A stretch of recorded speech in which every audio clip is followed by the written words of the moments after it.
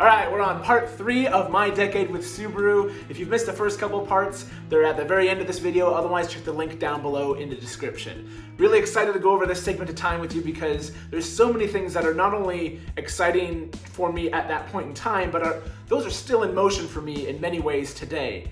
And a lot of this started tail end of 2015. And it's not just about the brand, it's not just about the Subarus and the cars.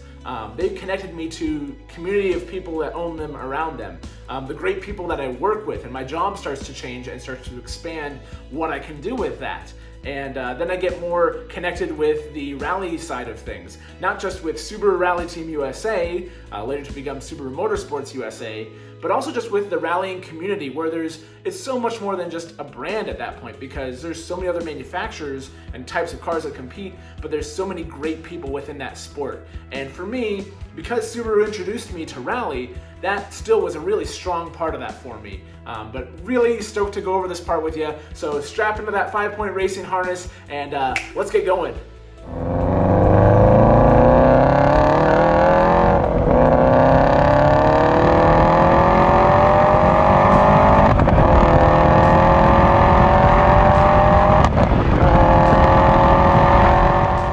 In October of 2015, I asked for permission from my wife to make a little bit of a change.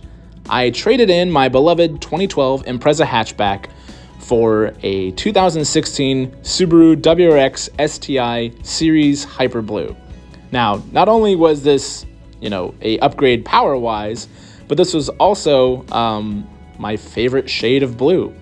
And the fact that Subaru made a limited edition of these just made it even more appealing to get.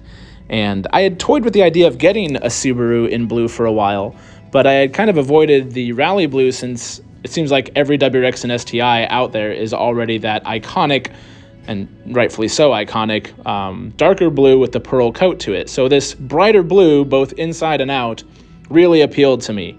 It was also the same color that was being used at the time by Subaru Rally Team USA, and more specifically by a certain driver that had these numbers.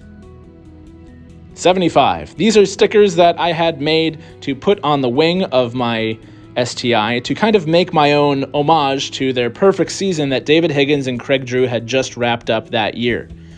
And he took notice. He saw what I did, and I got a little praise online for it, and it was like, wow, cool.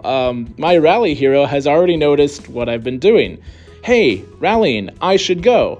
And when I did, there was this white WRX that rolled up to the gas station in Missouri at the Rally on the 100 Acre Wood, and David Higgins happened to be driving it. So I got to meet my hero, and he already recognized me just from the car from what he had seen, and it was great to meet him. He got to sit in the car, and we talked at great length about all sorts of fun stuff before the rally, and I realized he was just a normal guy like me, just a fantastic rally driver, but he wasn't the celebrity I kind of hyped up in my head that I had expected him to be. He was just a regular guy, and it was really great meeting him there, getting to know him.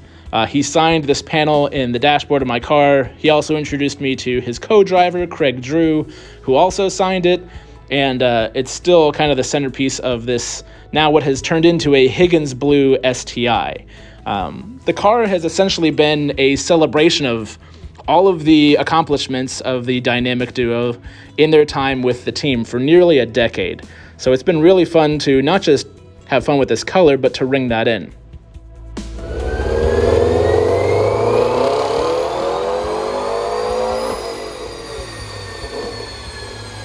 The Higgins Blue STI is not all show and no go, but it is by no means the fastest car ever. It's the fastest car that I can handle, though.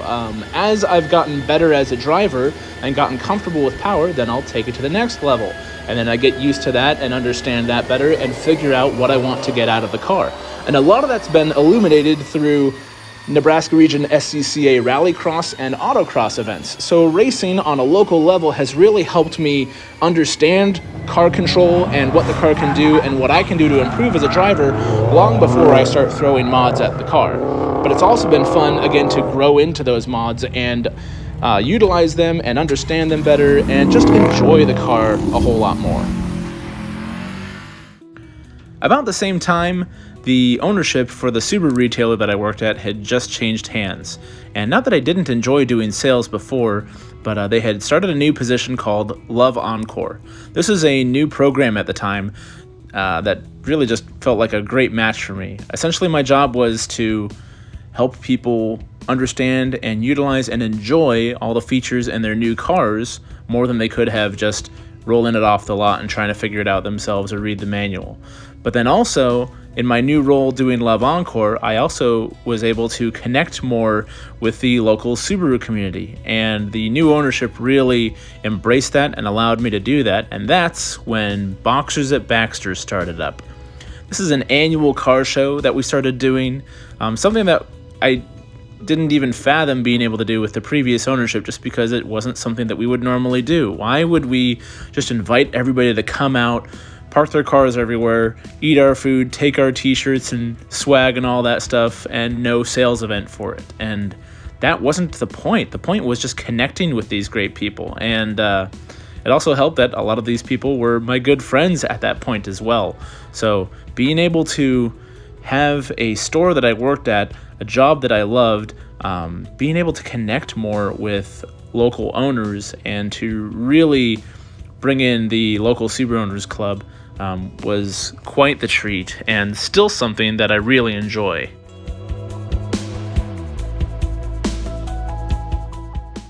At about that same time, I was knee-deep into rallycross. I was the rallycross chair for the Nebraska Region SCCA and having a blast with it. But my car was starting to come back apart. Not mechanically, just the body. Rust was starting to return, and it was such an issue on this car. So I decided to find a twin of the car, and then sold my rally car to a friend who was going to continue rallying, and then I just swapped over some parts that I wanted to keep, and we got 2 silver Impreza coupes, and it was a good time. And I was still really enjoying competing in rallycross, but I wanted to do more with stage rally. I wanted to explore more of what I could do with it. And that's when I got in touch with Craig Drew. He's a David Higgins co-driver, and I had met him through David by going to rallies. And I was asking Craig about his job, and he said, if you want to learn how to co-drive, I've got a co-driving course at Dirtfish Rally School coming up. Why don't you come out and try it out? And I'm like, I'm nowhere near your level. I just want to learn about this. And he's like, that's fine. Come out and do the 2-day course. You'll learn a bunch about it, and you may even feel proficient enough to be able to explore it and do it yourself. So I did exactly that. Went out to Dirtfish, met up with him and a bunch of their instructors and all the students there. We were along for the ride with the instructors and their cars and reading off notes at the courses there, and it was a ton of fun learning in a real hands-on way to figure out how to do co-driving, how to read notes, all the jobs and duties that are expected of us, and all that. And even though I didn't have a team to actually co-drive for, just having not only learned that and enjoyed that, but having that in my pocket in case the opportunity arose, I figured wouldn't be a bad thing. But it was still a fantastic experience, an unforgettable time, and I'm really glad that I decided to do that. By this point, I wasn't just going to races to see them, I was going to races to catch up with all the friends that I had been making through Rally. And I was also bringing my friends from Nebraska to go see these events and see everything that I've been talking about. The drivers, the co-drivers, the technicians, everybody on the teams and the media. It was so great introducing my friends to these awesome people that I had met in this rallying community. And although I had taken the co-driving course with Craig, I still didn't quite know how to get involved with stuff just because I didn't know anybody that had a rally car that needed a co-driver. So until then, all I can do is watch. And I started to try and think of other ways that I could get involved with rallying, but it was still just so much fun to go to those events with my buddies and introduce them to it so they could enjoy it as well. 2018 was a big year of travel for me. I went to the Subaru Winter Experience in Wisconsin on a frozen lake with Patrick Sandell, and he had brought out the rest of his Flat Out Sweden team to design the courses and had Dirtfish instructors there to help out with the event, and learned so much about car control with these WRXs and BRZs with studded tires out there and had a blast. And later that summer, I decided to take a little more ambitious trip halfway across the country. I drove my WRX STI from Omaha, Nebraska to New Hampshire, to the top of Mount Washington. I had kind of always wanted to do this since I had seen the original hill climb videos that had gotten me interested in Subaru in the first place. So it was a lot of fun to finally do that. It was also a great way to hang out with family and friends and turn it into a bit of a family vacation that I just so happened to coincide with the 2018 New England Forest Rally.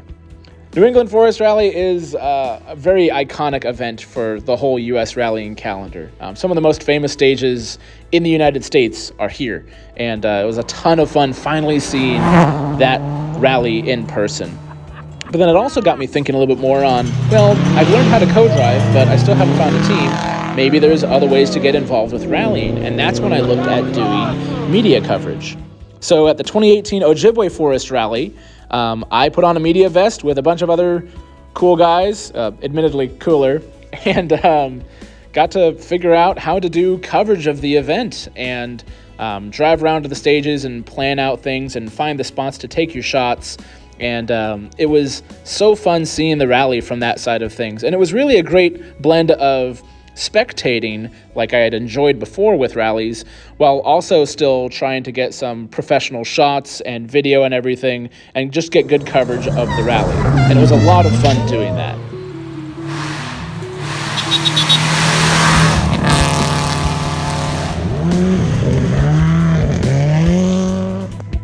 So that's all for this, and there was plenty, and I've got so much more that I still need to wrap up with the final video. So join me for that, and we'll see you next time. Thanks for watching.